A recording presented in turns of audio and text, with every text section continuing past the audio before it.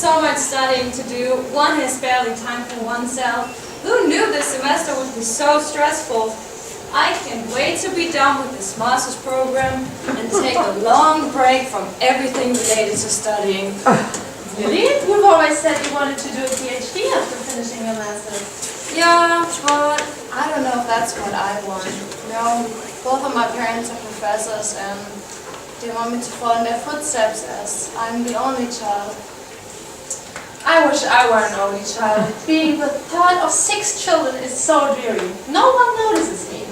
I once surprised my dad in his office, and when I hugged him, he shrugged me off, saying he was happily married. I had to convince him that I am his daughter. That's impossible. Why didn't he recognize you? He said I had makeup on that he had never seen before. I wish I were a middle child. What can I get you, ladies? Can I have a coffee with 6 sugars, please? A coffee with no milk and no sugar. All right, I will be back in a jiffy. Thank you. You take your coffee black? My mom would adopt you. And you take yours with 6 spoons of sugar. You should get a Coca-Cola instead. Well, Coca-Colas aren't served hot. That's true. Oh, fuck. This is bad. Like, really bad. I fucked up so bad. Are you okay? What? Is something wrong? My parents are coming for a short visit. Well, that's good, right? No, it's not. My dad told me about a panel discussion he's leading at the university, and I don't want to go another round answering all the questions their colleagues and friends might ask, so I told them I can't come along because I would be spending the day with my boyfriend. Boyfriend? Tracy, you are the most single person I have ever met. You've never had a boyfriend. Or have you been hiding him from me? No, I don't have a boyfriend. I just told them so they would let me be. Why didn't you come up with another excuse? Like you have seminars, for example. Because my mom would say I could attend online for a day or 2. And being with your boyfriend was a better excuse? I don't get it. Isabel, honey, my parents, especially my mom, are too interested in my love life. They were so excited to hear that I have a boyfriend. They even wished me good luck, and they don't believe in luck. Okay, now I get it. They will be here in 2 hours. What am I going to do? Here we are. One black, and one 6 sugar. Oh, I'm sorry. Well, it seems to me like you need a boyfriend. What about Omar? Omar? He's a fuck buddy. Never the kind of man I would introduce to anyone. He's a hipster, a moron, and a certified playboy. We have nothing in common. A playboy, yes. A moron, no. That is not what other girls say about him. And in fact, he's the only man in your life right now. Unless you want to introduce a girl as your boyfriend to your parents, you are out of options. Isabel, please. He is not in my life. We just have sex. Great sex, but other than that, we don't talk at all. It's just sex and ciao. Boom, boom, ciao. But you're right. I called him and asked if he can play the role of a boyfriend for an hour or 2. My parents will be here soon. I have to prepare. All right, I'll pay for yours. Thank you. Now tell me how it goes and good luck. Thank you, I'll do. Bye. Bye.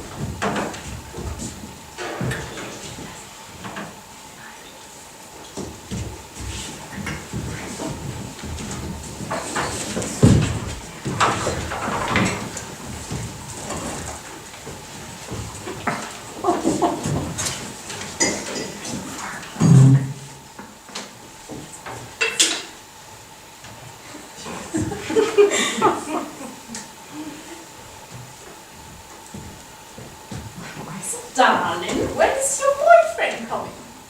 He will be here soon, Mom. He has to run some errands. Our flight leaves in 2 hours. We only have at most 30 minutes before leaving to the airport. Yeah, well, if he doesn't arrive before then, I think we will just have to come back and stay with you for a week or so, just to get to know your boyfriend. No! I mean, you don't have to come back. He will be here. You have work to do, you know? Ah, you are our priority, darling. And so is your relationship. Actually, when do you guys get married?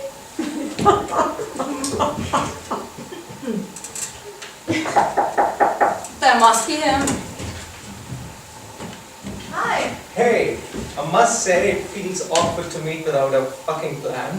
Or should I say no intentions of fucking?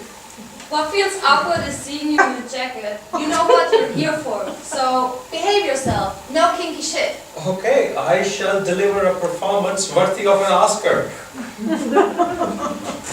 Hello, madam. Hello, sir. How are you? Very well, thank you. Please have a seat. Thank you. I'm pleased to finally meet you. Tracy has told me a lot about you. Really? Oh, well, she refused to tell us anything about you. This is why we decided to come over today before catching our flight. She says she spends most of the time with you. Yeah, that's completely true. We are very much in love. Oh, so where did you two meet? On Tinder. What? We met on a platform on campus called Timber, where students meet and discuss timber and other types of wood. It's crazy. I never knew you had developed an interest in botany. Actually, she was just there once. We spoke about trees and hobbies. Very intense discussion. Oh, that's great. You know, I am a professor of botany at the University of Chemnitz, and my students are mainly females, around 99%. So I'm really glad to see men interested in the subject as well. Totally. Afforestation is a good thing. Plants are good. Deforestation is evil. Can I have a glass of wine, please? Of course. So, what do you do? Thank you, sir. I'm studying for a master's in psychology. I'm currently writing my thesis. This is going to be my third master's degree. What? Really? I'm also doing my third master's degree. I mean, I know you know, of course. Only I meant, you're not done with your thesis? You should be done by now. You should work harder, babe. I'm a professor of psychology. My wife and I, we both work at the University of Chemnitz. I'm sure Tracy told you that. Yeah, she did. She did. Tell me about your thesis. Oh, basically it's about how certain habits hijack the brain and cause one to be very unproductive. What are the habits? Give me an example and elaborate. Okay, pornography. I mean, watching pornography.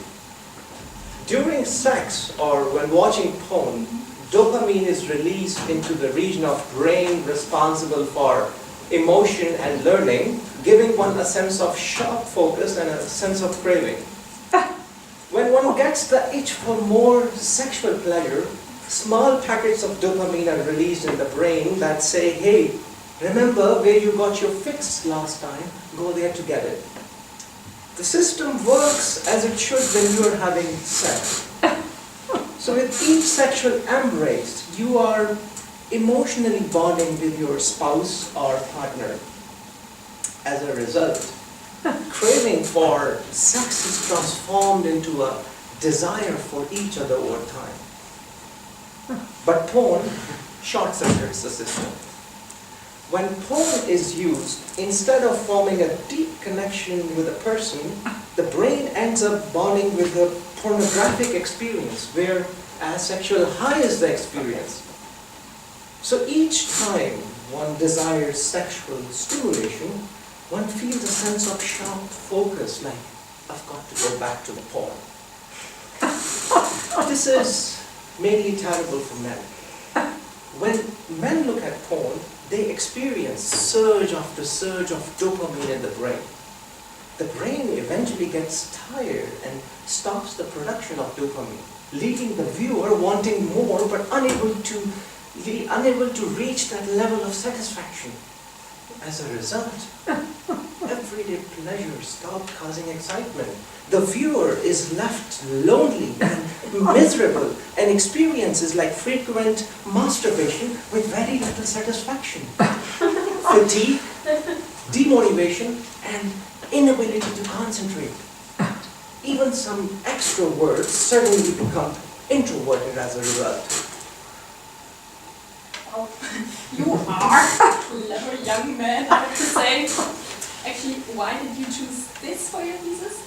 Because most people trivialize porn and pornography and the damage it is causing to society and is causing. Here is my card.